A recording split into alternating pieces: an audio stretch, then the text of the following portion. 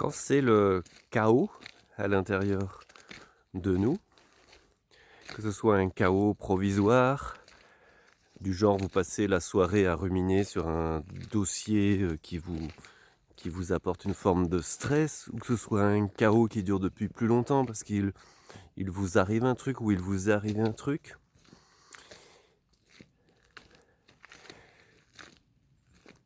Le meilleur moyen de passer au-delà, c'est-à-dire que cette chose arrête de nous faire souffrir, c'est de laisser faire le mental. Parce qu'en fait, ce n'est pas ce dossier qui est la source du chaos, c'est le chaos intérieur, c'est la source de ce chaos intérieur vient du mental, de l'ego, qui rumine sur le sujet. S'il n'y avait pas cette rumination sur le sujet, tout irait bien. Le dossier continuerait à ne pas être réglé. Il faudra bien le régler demain, hein, c'est ok tout ça. Mais en tout cas, il n'y aurait pas la souffrance intérieure. Et toute la souffrance intérieure, ce que j'ai appelé le chaos, vient de ce mental égo qui pense et repense, fait des suppositions. Et donc tout ça amène la souffrance intérieure. Vouloir que cette souffrance s'arrête fait partie aussi du chaos et fait aussi partie du jeu du mental égo. C'est là où c'est un peu machiavélique, je mets ça avec des guillemets. C'est que vouloir sortir de ce chaos l'alimente aussi. Et c'est aussi le jeu du mental. Oui, j'en ai marre, j'aimerais que ça s'arrête, j'en ai marre de repenser toujours à ça. Tout ça, c'est aussi le jeu du mental. Et donc, comment on fait pour sortir de ce chaos intérieur ? À nouveau, il faudra toujours régler ce qu'il y a à régler. S'il y a un truc à régler, ce dossier, par exemple, c'est ok qu'il faille le régler. Et donc, comment sortir de ce chaos ? C'est s'arrêter et prendre l'habitude de le laisser faire, de laisser faire le mental. Et quand vous vous arrêtez ne serait-ce que 10 secondes, et plus vous le faites, plus c'est facile. Donc oui, ça va demander un peu d'entraînement.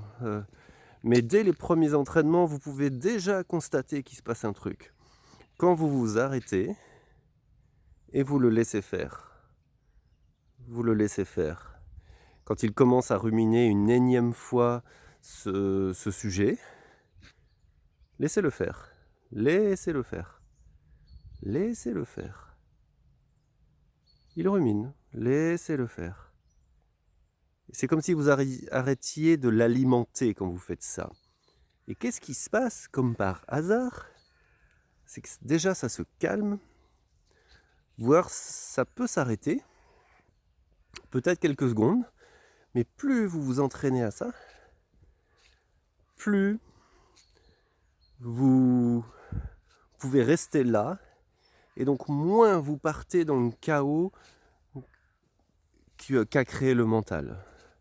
Juste restez là, laissez-le faire, laissez-le faire, laissez-le faire, laissez-le faire. Ne voulez pas que ça change, ne voulez pas que ça change, ne voulez pas que ça s'arrête, laissez-le faire, laissez-le faire. Détachement. Détachement, ça veut dire qu'on le laisse faire, on ne veut pas qu'il change, on ne rentre pas en discussion avec lui, on le laisse faire, on le laisse faire.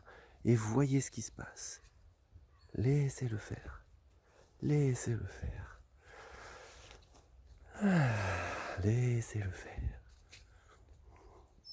Prenez l'habitude de le laisser faire. C'est ce qu'on appelle le détachement, c'est une notion qu'on retrouve beaucoup dans le bouddhisme, ça. Il y a un enseignant spirituel qui s'appelle Muji, qui dit souvent « Il continue d'arriver des choses, mais il ne m'arrive plus rien ». Et c'est ça que veut dire le détachement. J'ai toujours des choses à régler dans ma vie, des choses à faire, des challenges qui arrivent, mais intérieurement, tout est ok. Laissez-le faire, laissez-le faire. Essayez. Entraînez-vous.